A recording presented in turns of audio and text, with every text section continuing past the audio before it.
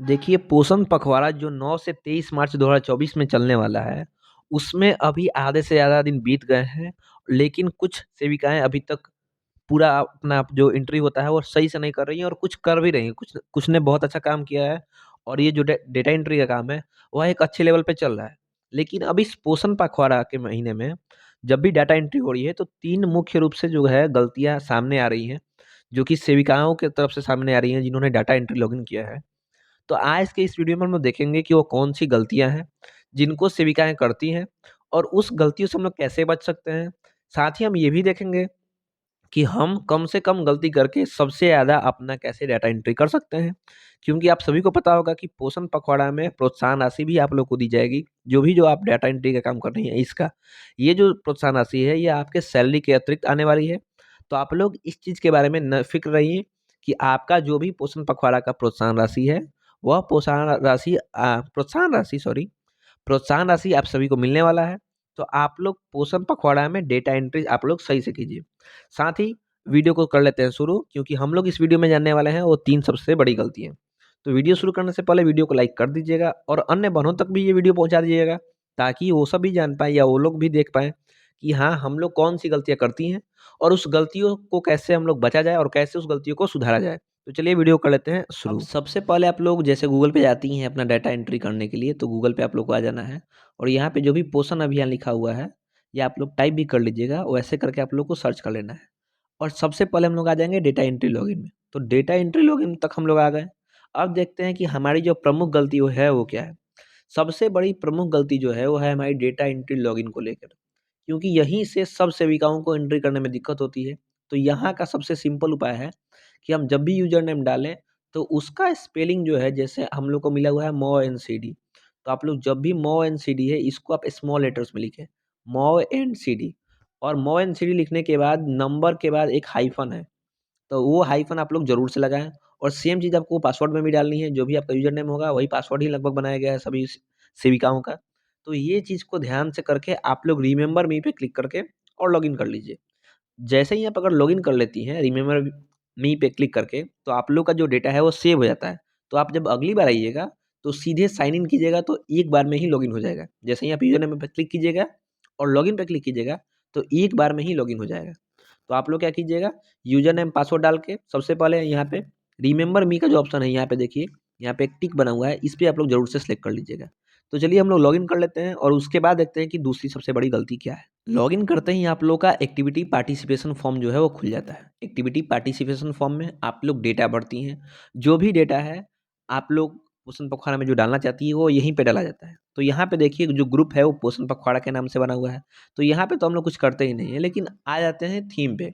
अब यहाँ पे ध्यानपूर्वक समझने वाली बात ये है कि हम लोग थीम और एक्टिविटी दोनों अलग-अलग चीज़ें, देखिए यहाँ पे थीम अलग है, एक्टिविटी अलग है। अब मैं आपको आराम से समझाता हूँ। देखिए थीम क्या होता है? थीम ये चीज़ है जिस पे पोषण पखवाड़ा को ऑर्गेनाइज़ किया गया है। जैसे इस बार पोषण पखवाड़ा को बच्चों को पढ़ाने और बच्चों को खिलाने पे ज़्यादा ध्यान दिया गया है, तो इस बार का ये थीम हुआ। अगले बार का अगर थीम हो कि नहीं, गर्भवती माताओं को ध्यानपूर्वक क्या खिलाना है, क्या उनका आहार है या क्या सावधानियाँ बरती जा सकती हैं, तो ये अगले बार का थीम हो सकता है। तो थीम उसको बोलते हैं। अब थीम के अंदर आता है एक्टिविटी। एक्टिविटी मतलब होता है कार्य। उस थीम के अंदर आप कौन-सा कार्य करती हैं। तो इस दोनों चीज़ में लोगों को बहुत ज़्यादा कन्फ्यूज़न आती है कि थीम क्या है, एक्टिविटी क्या है। अब यहाँ पे ध्यानपूर्वक देखिए, जैसे ही हम थीम सेलेक्ट करते हैं, तो हमारे पास कम से कम यहाँ पे देखिए कितने थीम आते हैं, 1, 2, 3, 4, 5, 6, 7, 8, 9, 10, 10 थीम है। 10 थीम में इम्पोर्टेंट थीम कितने हैं? तो 10 थीम में जो सबसे इम्पोर्टेंट है वो है पहला, पोषण भी पढ़ाई भी। उसके बाद जो तीसरा है हेल्थ ऑफ प्रेग्नेंट वुमेन, उसके बाद जो दूसरा है वो इम्पोर्टेंट है।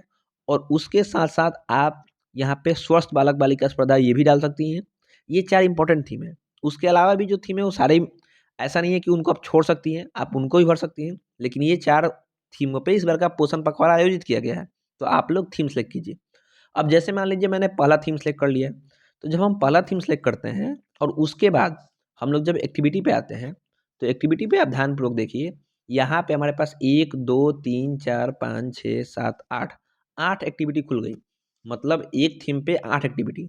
अगर अब हम थीम को चेंज करते हैं, जो भी हमारा थीम है, इसको हम यहाँ से चेंज करके लाते हैं तीसरे नंबर पे।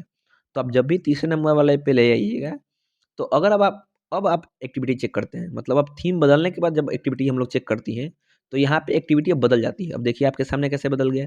अब 1, 2, 3, 4, 5, 6, 7, 8 और भी हैं, मतलब और भी सारे एक्टिविटी आप लोग को शो करेगी।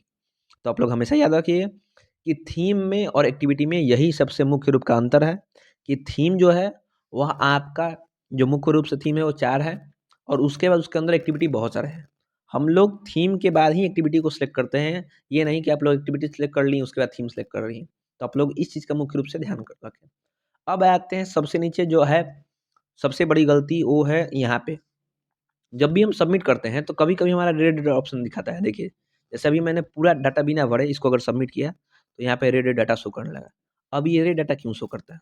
या तो आपने कुछ छोड़ा हो, सबसे पहली बात। दूसरा ये हो सकता है कि आपने किसी भी जगह पे डाटा गलत भरा हो। तो आप लोग ये ध्यानपूर्वक देखिएगा कि हमने यहाँ पे देखिए डेट छोड़ा हुआ है, यहाँ पे डेट छोड़ा हुआ है, यहाँ पे हमने नंबर्स नहीं डाले हैं, कितने लोग पार्टिसिपेट किए हैं। तो आप लोग हर कॉलम को सही से भरिएगा। उसके बाद यहाँ पे जो अपलोड पिक्चर वाला ऑप्शन है, इसको आप लोग ज्यों का त्यों छोड़ सकती हैं या डिस्क्रिप्शन को। तो 2 चीज़ आप लोग जैसे का तैसे छोड़ सकती हैं, लेकिन 2 चीज़ को छोड़ने के जो बाद के काम हैं, जैसे अपलोड पिक्चर्स और डिस्क्रिप्शन। अपलोड पिक्चर्स में फ़ोटो अपलोड होता है, इसको छोड़ के और डिस्क्रिप्शन को छोड़ के आप लोग जितना काम है, उसको पूरा कीजिए और पूरा करने के बाद ही सबमिट कीजिए। तभी आपका जो डाटा है वो पूर्ण रूप से सही माना जाएगा। नहीं तो आपका डाटा ऐसे फ़िल होते रहेगा और आपको बाद में कठिनाई आ सकती है कि आपने डाटा भरा ही नहीं भरा। तो आप लोग हमेशा ध्यान रखिए कि सबसे पहले हम लोग क्या भरते हैं? थीम। उसके बाद हम लोग लेबल को ब्लॉक से चेंज करते हैं, एडब्ल्यूसी ब करते हैं।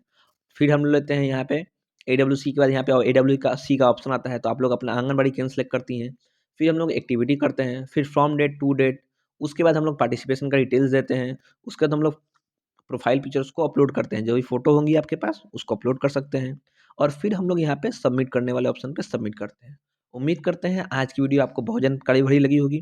तो आप लोग वीडियो को क्या कीजिएगा, आप लोग अन्य सभी लोगों के साथ शेयर कीजिएगा और चैनल को सब्सक्राइब कर लीजिएगा, क्योंकि अगर आप सब्सक्राइब कीजिएगा तो आप लोगों को ज़्यादा से ज़्यादा जल्दी-जल्दी हमारी वीडियो आप लोगों तक शो होगी और उसके बाद आप लोग अपना कार्य अच्छे से कर सकती हैं। तब तक के लिए मिलते हैं अगले वीडियो में। आप सभी का धन्यवाद।